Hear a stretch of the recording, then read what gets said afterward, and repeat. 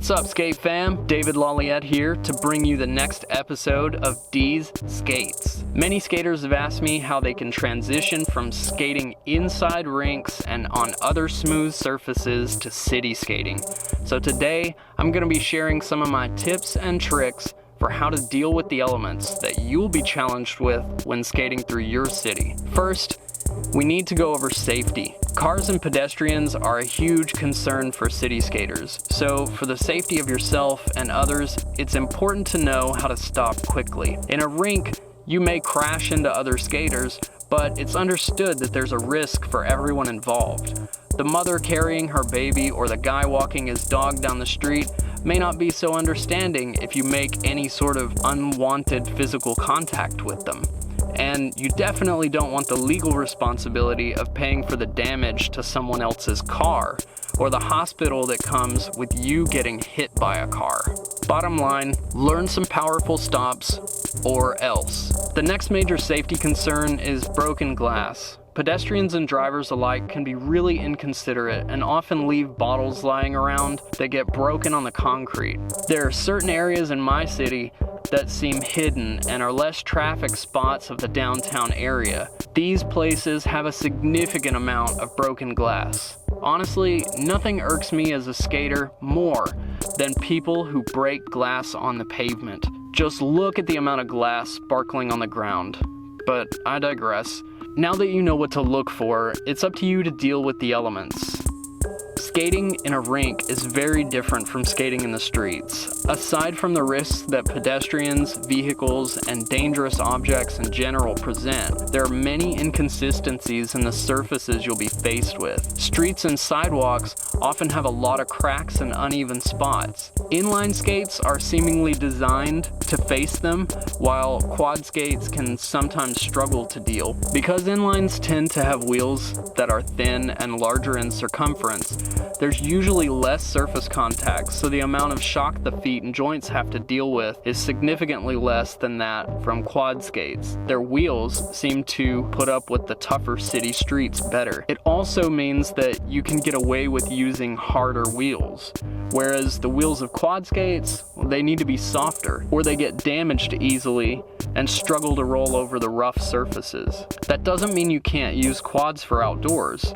I love using my quads in the city, but I must be selective about where I skate. When I take my inlines out, I can skate almost any surface with a little practice. In my city, especially the area known as downtown, the roads are very poorly maintained. I have a map in my head of where the worst spots are, and I avoid most of those places in quads, which limits where I can reasonably travel. When I travel to larger, more developed cities, I tend to enjoy my quads more. So what are the biggest obstacles that you will be faced with in the city, and how can you deal with them?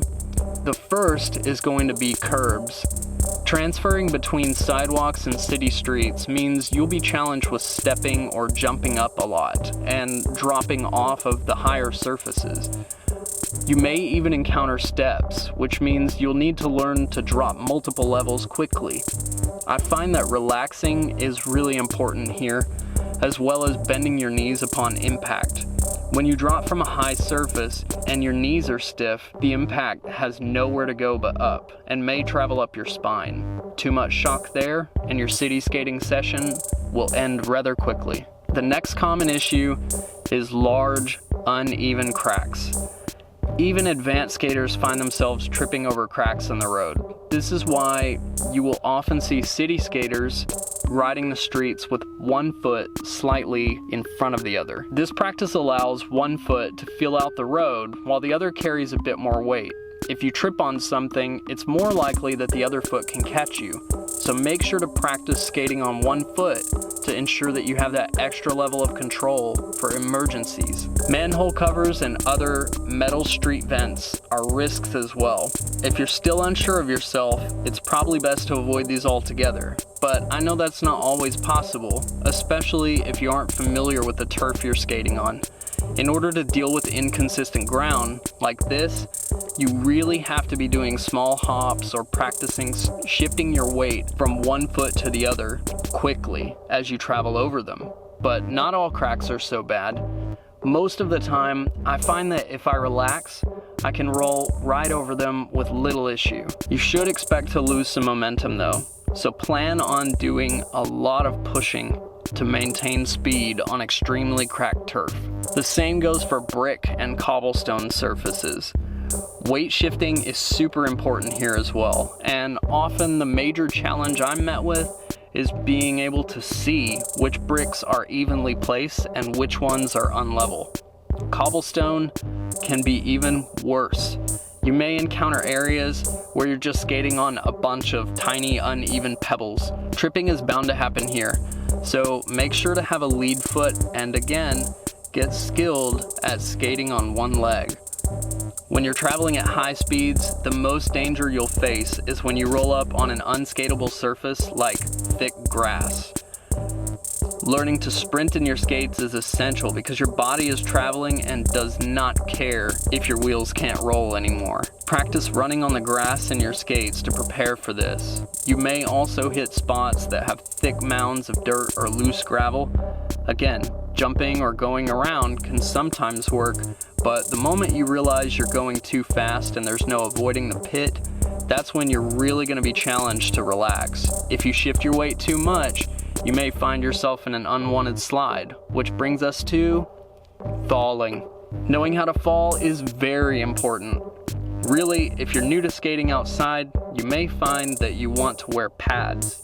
I recommend that, but I don't recommend training yourself to rely on those pads. Remember that whatever you do as repetition will become your muscle memory. I know tons of roller derby players who were taught to fall on their elbows and their knee pads, and then found themselves doing it by accident when trying to skate without them.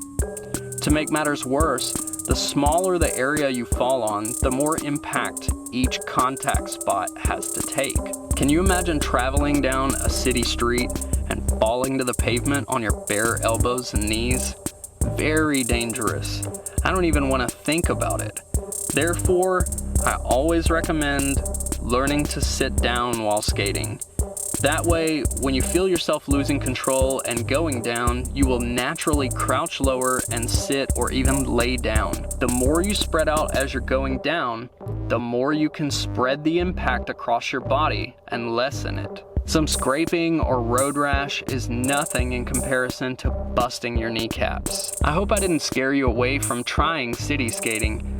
Skating in rinks or tennis courts can be fun, but it's a very restrictive experience. The city can be used as an effective training ground to make you a more capable skater, and if you approach your training with caution and respect the elements, you'll find your skill growing by leaps and bounds. So grab your outdoor gear and hit the city. The best part of city skating is being able to explore. You will absolutely learn new things about your environment that you wouldn't have otherwise. And once you're proficient in it, imagine how awesome you'll feel when you champion all the obstacles of your city and you're ready to move on to the next. Make sure to subscribe if you haven't already so you can catch the next action-packed episode of Deez Skates, and click the bell to make sure you get notified. Smash the like button if you learned something today. Stay safe, skate fam, and I'll see you the next time I lace up.